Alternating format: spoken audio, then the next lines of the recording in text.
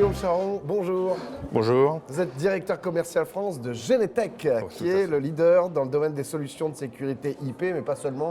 Vous faites également de la vidéosurveillance et bien d'autres choses. Également du contrôle d'accès, la lecture de plaques, la gestion de l'interphonie et puis de l'intégration de pas mal de produits annexes, RFID, des drones, on en parlera peut-être un peu plus tard. Oui, on va en parler. D'abord, je voulais faire un petit point sur cette année 2019 pour Genetec. Quel bilan pouvez-vous tirer ?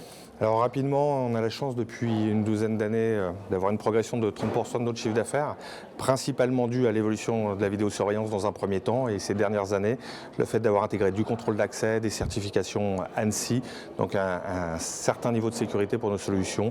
La cybersécurité nous a donné une très grande progression de nos solutions dans le milieu industriel principalement. Donc, qui est devenu notre premier marché, alors qu'historiquement, c'était les marchés gouvernementaux et l'équipement de vidéosurveillance urbain. D'accord. Alors vous êtes là ce soir pour la grande soirée de la sécurité, c'est le gala de la sécurité, avec une thématique qui va être développée ce soir sur le rôle du directeur de la sécurité au sein du continuum, justement. Comment voyez-vous son rôle et comment va-t-il évoluer dans les années à venir, à votre avis ? Alors nous sommes fabricants de technologie, vraiment. Donc on est plus un outil qui va permettre...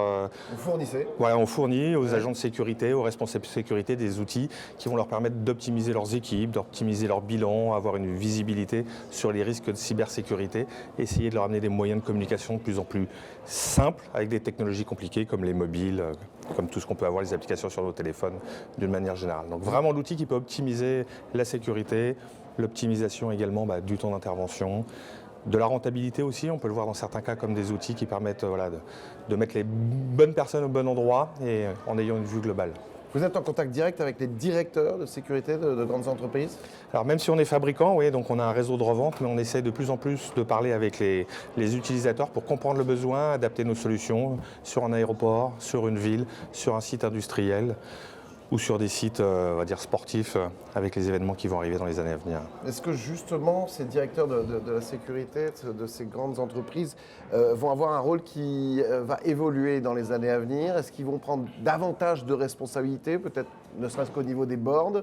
Comment vous voyez ça, et justement avec ce développement des nouvelles technologies qui va être de plus en plus impactant ? Je pense que c'est indispensable qu'ils soient intégrés dans les boards puisqu'il y a vraiment des décisions qui sont impactantes financièrement sur des choix technologiques et on voit aujourd'hui que ce soit l'évolution de l'IP, le risque de la cybersécurité qui est une atteinte peut-être dans certains cas à l'image, je dirais, de marque, mais dans d'autres cas carrément un risque de pouvoir rentrer sur des sites. Donc je pense qu'aujourd'hui la sécurité doit être intégrée et est de plus en plus intégrée au niveau des comités de direction. D'accord.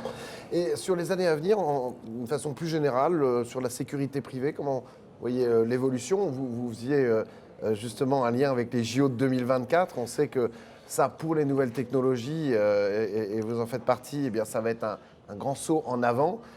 On est encore un peu dans le flou, mais déjà cette année, il y a les JO cet été. Oui. On va pouvoir en tirer des enseignements.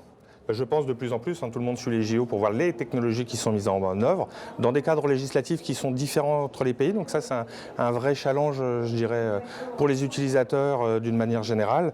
Respecter les législations qui peuvent être différentes d'un pays à l'autre. Après, on doit aussi se poser des questions.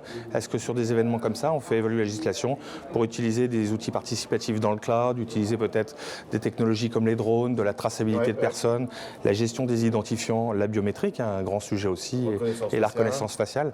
On a un cadre encore qui est un petit peu flou pour l'utilisation de tout ça, mais la chance qu'on a, c'est que ces technologies sont prêtes, elles ont été utilisées, elles sont utilisées, donc on est une société internationale dans différents pays, donc on a déjà un retour d'expérience qui est assez intéressant.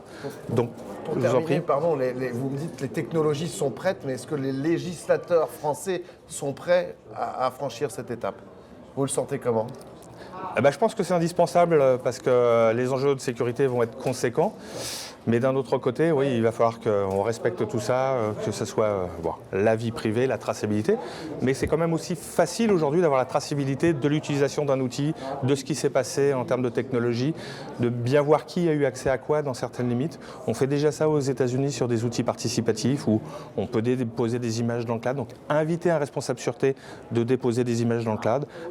Peut-être qu'une autorité donne une commission rogatoire automatiquement dans le cloud et on crée un outil numérique digital d'un dossier qui peut être un événement, que ce soit un vol, une agression ou autre chose. Merci beaucoup Guillaume Charon. Merci à vous.